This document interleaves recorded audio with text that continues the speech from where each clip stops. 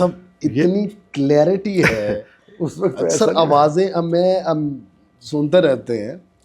मैं ये इस बात को मैं आपको आगे करूं कि ये जब ट्यून मुझे याद हुई तो पीटीवी पे बच्चों के प्रोग्राम में सीखने से 3 महीने के बाद, वायलिन बड़ा मुश्किल साज है, 6 महीने तक तो सरगम ही बजाता है आदमी, नहीं समझ में आती। तो बच्चों का एक प्रोग्राम था पीटीवी पे, ब्लैक एंड वाइट था उस वक्त, अच्छा। 95 की बात। तो उसमें मैंने ये बजाया था। तो अब टीवी पे आना उस वक्त एक ऐसी वो थी, मतलब मैं मोहल्ले में बड़ा हीरो बन गया जब वो टीवी में चला कि जी वो रात को तो मतलब पीटीवी पे मैंने 3 महीने के बाद ये धुन बजाई, सम्मी मेरी वार में हमारी। हमने बहुत से लोगों को वायलिन बजाते देखा है और मैं अभी आपको बिल्कुल करीब से भी सुन रहा हूँ, मैंने आपको महफिल में भी सुना है, लेकिन जो क्लैरिटी आपके हाथ में है वो हमें बाकी वायलिनिस्ट जो हैं उनमें नज़र नहीं आती। वो टी टिच टूच की आवाज़ें भी नहीं हैं, बिल्कुल एक जैसे जिस तरह कहते हैं ना मक्खन में से बाल निकालने वाली बात है ये। और इतनी नरमी, इसके पीछे क्या राज है? इसके पीछे देखिए, मैं सबसे पहले तो ये बताऊंगा कि जिस टेक्निक से मेरे वालिद साहब ने मुझे वायलिन का स्टार्ट लिया, जिस टेक्निक से उन्होंने मुझे सिखाया है, ये एक वेस्टर्न साज है लेकिन उन्होंने अपने अंदाज में मुझे सिखाया है। जैसे मैंने बताया कि राग और ताल से शुरू किया हमने। और एक चीज़ ये है कि मेरे वालिद साहब बोल बजाने में बड़े उस वक्त उनका था कि जी फ़तेह अली खान साहब बोल बहुत अच्छा बजाते हैं। बोल बजाने से मतलब अभी जो मैं आपको सुना रहा हूँ कि जो भी धुन बजाते थे उसके लफ्ज़ समझ में आते थे। और ये सितार सोलो साज था, क्लासिकल बजता था, ऑर्केस्ट्रा में नहीं बजता था। ऑर्केस्ट्रा में उन्होंने इंट्रोड्यूस कराया मेरे वालिद साहब ने। और उसके बाद जो बोल बजाना, तो ये जो क्लैरिटी है ये मुझे उधर से ही मिली। ये उन्होंने जो टेक्निक मुझे बताई, उसके बाद मैंने इसके ऊपर बड़ा काम किया। लेकिन जो टेक्निक उन्होंने मुझे बताई, गमक, तान, पलटा, जमजमा, मींड, ये सारी इसकी इसनाफ है वायलिन क्लासिकल म्यूज़िक की। तो मींड क्या होती है, गमक कैसे लेते हैं, पलटा कैसे बजाते हैं, तान, तो वो सारी चीज़ें जिस टेक्निक से उन्होंने मुझे इसको शुरू करवाया, तो ये उसी के नतीजे से आप कह लें कि ये इसकी वजह क्या है। आपने ये पूछा कि इसकी क्या वजह है, ये वही वजह है जिस तरीके से उन्होंने समझाया था कि इस तरह बजाना है, तो मैंने उसी पे अपनी रियाजत की। और फिर मुझे ये भी शौक़ था, मुझे ये ज़ाती शौक़ था कि जब मैं कोई धुन बजाऊँ, जो सुनने वाले हैं वो ये कहें कि आप जब धुन बजाते हैं तो ऐसा नहीं लगता कि साज बज रहा है, ऐसा लगता है कोई गा रहा है। वाह वाह। तो ये मुझे मेरे अंदर बात चली गई और मेरे वालिद साहब भी इसी तरह करते थे। तो बस फिर मैंने इस पर बड़ी मेहनत की, इस पर बड़ा काम किया।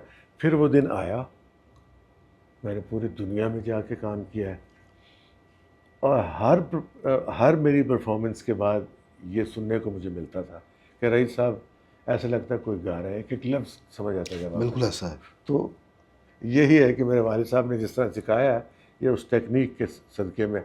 एक और बात, अगर मैं किसी वायलिनिस्ट का शागिर्द होता, मुझे नहीं लगता कि शायद मैं इस मुकाम तक आ सकता या ऐसा बजा सकता। उनकी अपनी टेक्निक होती है।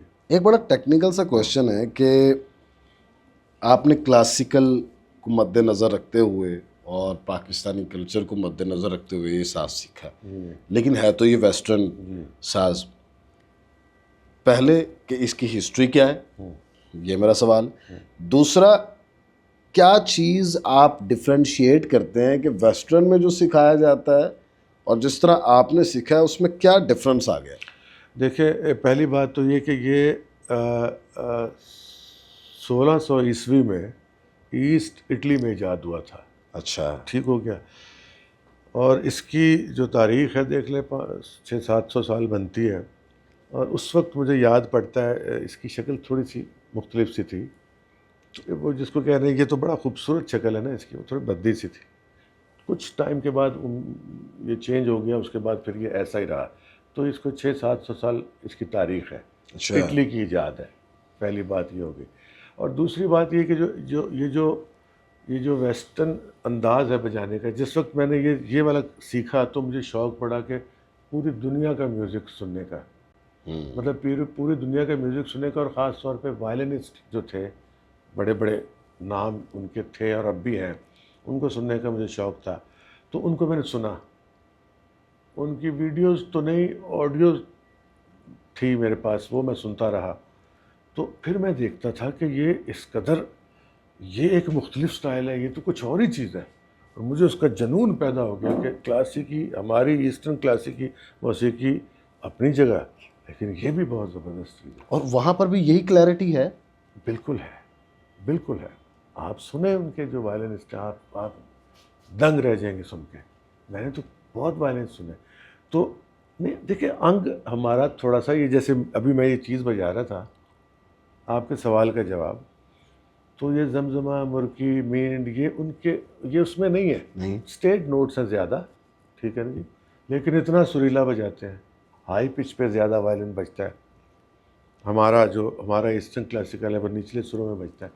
तो उसको मैंने फॉलो किया और फिर इंटरनेशनल म्यूज़िक मैंने याद किया कि वो उनका स्टिक वर्क और उनका ये हाथ के पोजीशन वो कैसे बजाते हैं। इतना मुझे शौक़ हुआ कि मैंने पूरा इंटरनेशनल दुनिया के लोगों के वायलिन्स को सुना और उनको फॉलो किया और बजाया भी मुख्तलिफ जगहों पे। वादिन हज़रात, एक फ़कीर मंश इंसान है, दरवेश इंसान है, और अपने साज और अपने काम से बहुत मोहब्बत करने वाले हैं। सर, किस वायलिनिस्ट ने मुतासिर किया, किसकी रिकॉर्डिंग सुनी कि यार आई लव हिम, ये क्या कर रहा है, कमाल कर रहा है, बहुत अच्छा। देखिए, मुझे मैं आपको बताता हूँ, पहला तो मैं दूसरी दुनिया के लोगों का नाम लेता हूँ। हाँ। मुझे उन्होंने बहुत मुतासिर किया। एक अभी 93 साल की उम्र में उनकी डेथ हुई 2-3 साल पहले। उनका नाम, उनकी वीडियोस आप देखेंगे रविशंकर साहब के साथ, उन्होंने राग पीलो बजाया है। पीलो, यहूदी मेनुहिन अमेरिकन थे, यहूदी मेनुहिन अच्छा। उनका नाम था। अपना स्टाइल बजाते थे। और उनका मैंने जब स्टार्ट में सुना तो वो रविशंकर के साथ, उस्ताद रविशंकर साहब के साथ उन्होंने राग पीलो बजाया, और वो उनका स्टाइल और हमारा स्टाइल ज़मीन आसमान का फ़र्क है। तो जब मैंने देखा कि उन्होंने बड़ा अच्छा, फिर उनकी मैंने दूसरी वीडियोस देखी थी, उन्होंने अपना अंग बजाया, वो मेरे दिल में समा गए थे। उन्हीं को सुनता रहा, उन्हीं को सुनता रहा। उसके बाद और बहुत बहुत सारे वायलिनिस्ट को सुना, उन्होंने मुझे मुतासिर किया, और उनकी वीडियोस देखता था और उनको सोचता था कि क्या वायलिनिस्ट है, क्या बात है, इतना सुर में इतना अच्छा कि जिसका जवाब ही नहीं। फिर पाकिस्तान में एक वायलिनिस्ट थे, उनका नाम था ज़हीरुद्दीन पटियाले वाले। अच्छा, ज़हीरुद्दीन पटियाले वाले। पटियाले वाले, ये पटियाला घराना से ताल्लुक है? नहीं नहीं नहीं, वो मतलब कहलाते थे पटियाले में। से पहले सब, मेरे वालिद भी पटियाला में ही रहते थे, सब लोग वहीं रहते थे, महाराजा पटियाला के पास काम करते थे। अच्छा अच्छा अच्छा। ठीक है ना। तो उनका नाम यही था, ज़हीरुद्दीन पटियाला। वो एक दफ़ा मैंने उनसे सुना था, एक दफ़ा, और बहुत छोटा था मैं। अच्छा। उन्होंने एक धुन बजाई उस वक्त, मैं जब हमारे घर आए तो उन्होंने कहा, भाई तुमने मेरी वालदा ने कहा कि, मेरे मामू लगते थे रिश्ते में, मेरी वालदा ने कहा कि इसने भी वायलिन शुरू किया। उन्होंने कहा दिखाओ मुझे। मैंने वायलिन शुरू करके उन्होंने इस कदर खूबसूरत छेड़ा, इस कदर खूबसूरत धुन बजाई उसके ऊपर कि मुझे आज तक उस साउंड मेरी कानों में है, आज तक वो साउंड मेरी कानों में है। और फिर मैं, मतलब ये दो वायलिन थे जिन्होंने मुझे काफ़ी मुतासिर किया। तो बाकी तो मैं अभी भी दुनिया में जितने वायलिनिस्ट हैं उनको सुनता हूँ, और बड़ा खुश होता हूँ उनको सुन के। एक तो ये जो मैंने आपका नाम बताया वो, और एक ज़हीरुद्दीन पटियाले वाले, इन दो वायलिन ने मुझे। दूसरा जावेद भाई, मेरे बड़े भाई हैं और मेरे अजीज़ भी हैं। जावेद साहब लाजवाब वाले, ये बड़े आदमी की वाह निशान, कमाल है, बड़े बहुत आदमी अच्छे की हैं। हाँ निशान। अभी आपने राग पीलू का जिक्र किया, जी, अगर आप हमें उसकी शक्ल थोड़ी सी ज़रा सुनाएं तो ये बताओ। हाँ जी, ज़रूर, बिल्कुल।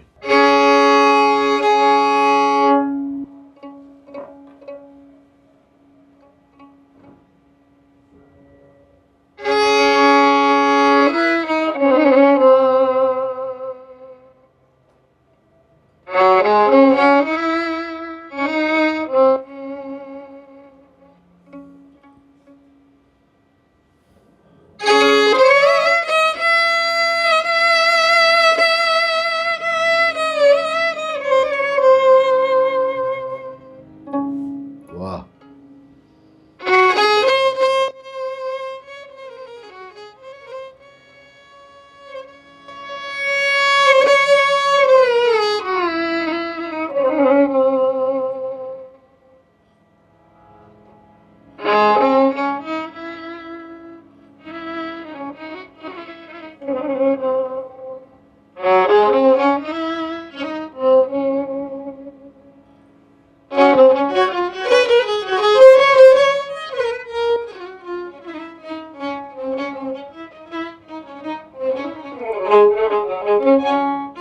क्या कहना।